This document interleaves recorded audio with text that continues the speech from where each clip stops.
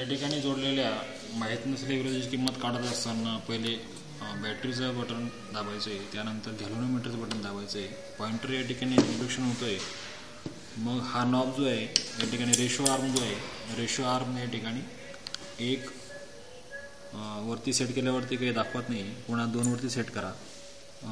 Pointer आपल्याकडे 0कडे येताना दिसतोय. 3 वरती करा.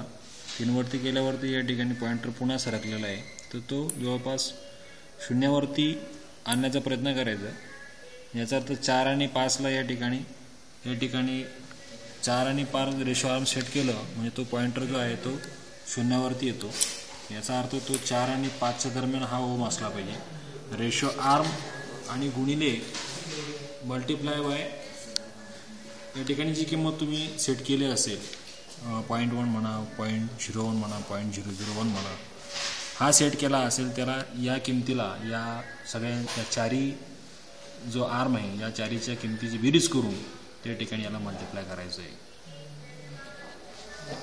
आता या ठिकाणी मिळालेली किंमत ही आपल्याला डायरेक्ट मिळते. जवळपास 4 ते 5 ओमच्या दरम्यान या ठिकाणी रेजिस्टन्सची किंमत आहे. याच्यावरून तुम्ही या ठिकाणी रेजिस्टन्सची किंमत काढू शकता.